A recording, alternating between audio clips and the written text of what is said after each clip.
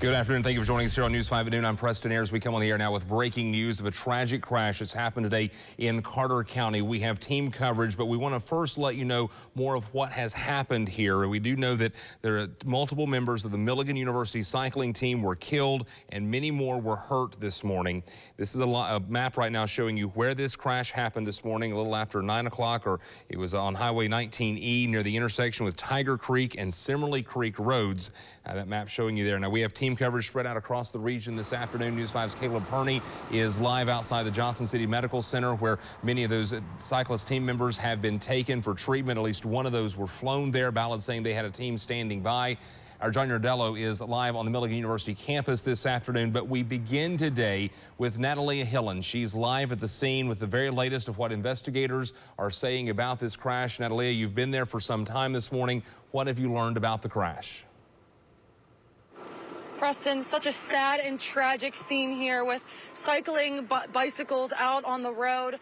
Multiple agencies are here helping out. I've seen investigators, I've seen the sheriffs, I've seen the state troopers. So there's a lot of team building into this, trying to figure out what's going on. We're in the Tiger Creek community in Carter County. They are still investigating, so we still don't know much other than that 2 are confirmed dead, multiple injured, rushed to the Johnson City Medical Center, either on an ambulance or life-flighted. So we'll continue to keep you updated here, but all we do know is 2 are confirmed dead. We're still figuring out all of the logistics about what happened. But I'll have more coming up on News 5, reporting live here in Carter County. Natalia Hillen, News 5, WCYB.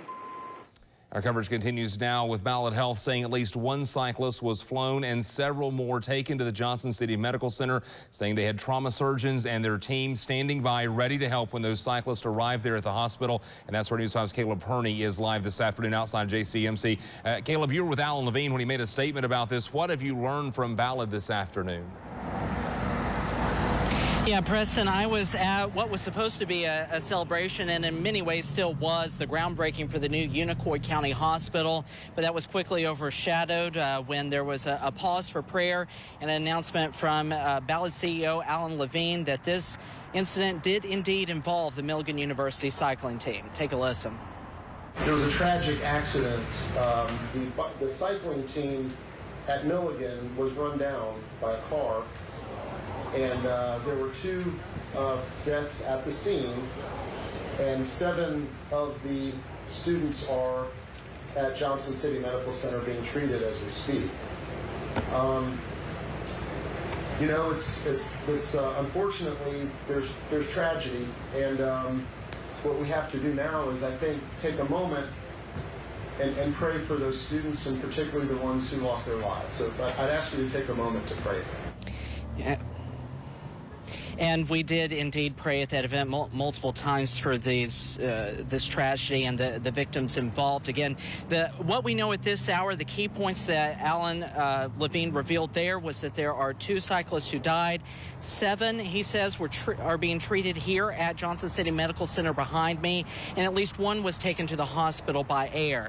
At this hour, we don't have any kind of update on the condition of those who were hospitalized, and we have not yet received an official statement from Milligan University about the identities of the students involved in this accident.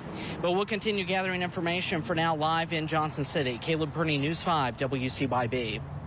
Thanks, Caleb. And news of this tragedy is rocking that Carter County campus this afternoon. Milligan University classes are scheduled to begin there on Tuesday, but some folks already about on campus. News 5's John Yardello is joining us live from just off the campus this afternoon.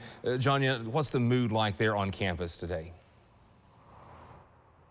Yeah, Preston, like you said, classes haven't even begun yet, but the feeling is very somber here on campus. Earlier, I went to the chapel where they have it open, and I saw several of the cycling teammates there embracing each other, crying, just kind of pleading as to why this happened. It was very, very sad. And I'm going to move out of the way so you can kind of see a little bit of the setting right now. Like I said, the campus is pretty empty. The only people who are here are athletes, which obviously includes the cycling team. Now, this isn't the first time that Milligan has seen a tragedy like this. On March 31st, 2022, Milligan University sophomore and cross-country runner Eli Kramer, who was 20, he was killed and 2 teammates were injured when an alleged drunk driver struck the group of runners on a road in York County near Williamsburg, Virginia. Now, it's a very tough place to be in right now. Obviously, we want to give them time to mourn. So we're just going to keep you updated as we learn more. But for now, I'm going to send it back live from Milligan. Johnny Nordello, News 5, WCYB. All right, thanks, Johnny. Definitely thoughts and prayers with all the folks on the Milligan campus today.